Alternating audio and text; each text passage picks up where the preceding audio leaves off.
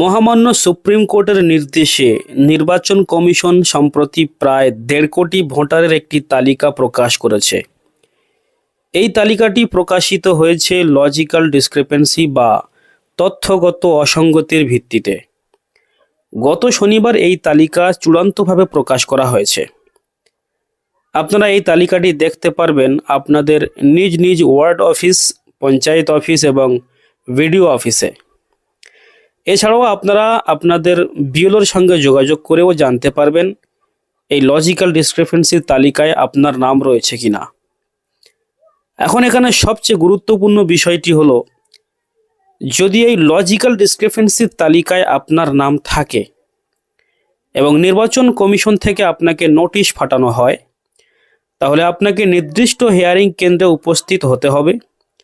সেখানে আপনাকে উপযুক্ত নথি জমা দিয়ে এবং যাচাই করিয়ে হিয়ারিংয়ে উত্তীর্ণ হতে হবে।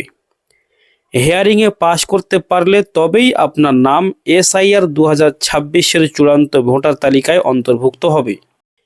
এই লজিক্যাল ডিসক্রিপেন্সি মূলত 6টি প্রধান কারণে হয়ে থাকে। এই 6টি কারণের যে কোনো একটি যদি আপনার ক্ষেত্রে প্রযোজ্য হয়, তাহলে আপনার নাম এই তালিকায় অন্তর্ভুক্ত হতে পারে এবং সেই অনুযায়ী আপনাকে নোটিশ পাঠানো হবে। নোটিশে স্পষ্টভাবে উল্লেখ থাকবে কোন কারণে আপনার নাম লজিক্যাল ডিসক্রিপেন্সিতে এসেছে এবং কেন আপনাকে হিয়ারিংয়ের জন্য ডাকা হয়েছে।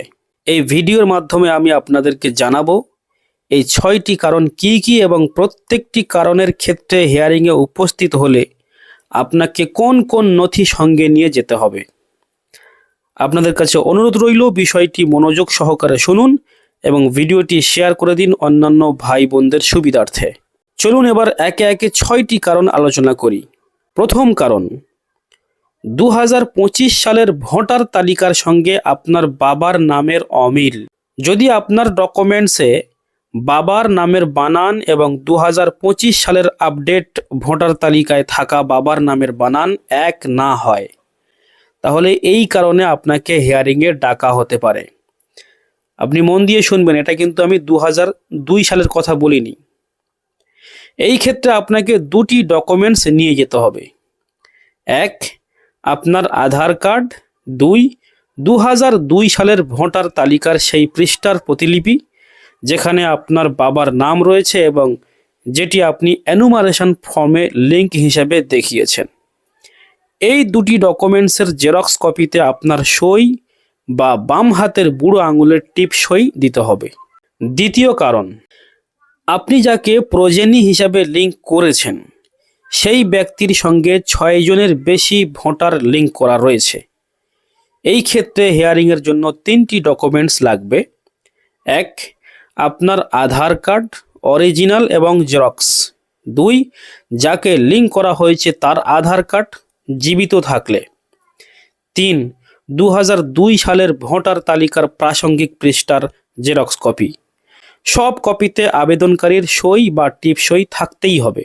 এবার চলুন তৃতীয় কারণ কি। আপনার সঙ্গে পিতা বা মাতার বয়সের পার্থক্য 15 বছরের কম। এই ক্ষেত্রে 3টি নথি প্রয়োজন। 1, আপনার জন্ম তারিখ লেখা আছে এমন একটি নথি।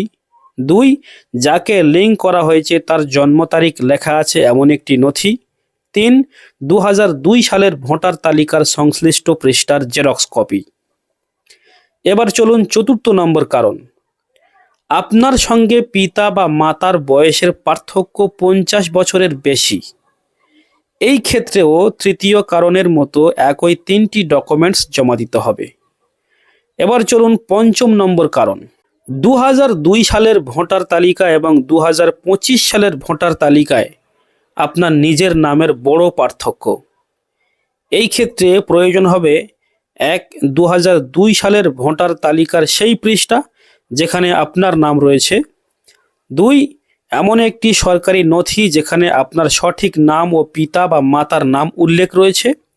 3, ফার্স্ট ক্লাস জুডিশিয়াল ম্যাজিস্ট্রেটের কাছ থেকে নেওয়া অ্যাফিডেভিট যেখানে ঘোষণা থাকবে 2টি নাম একই ব্যক্তির।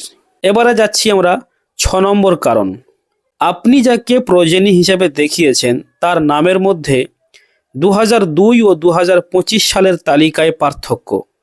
এই ক্ষেত্রে যে কাগজগুলো লাগবে, 1 নম্বর প্রজেনির 2002 সালের ভোটার তালিকার প্রতিলিপি অর্থাৎ জেরক্স কপি। 2 প্রজেনির সঙ্গে আপনার সম্পর্ক প্রমাণ করে এমন একটি নথি। আর 3 নম্বর ডকুমেন্টস হলো ফার্স্ট ক্লাস ম্যাজিস্ট্রেটের কাছ থেকে নেওয়া অ্যাফিডেভিট, যেখানে উল্লেখ থাকবে 2টি নাম একই ব্যক্তির।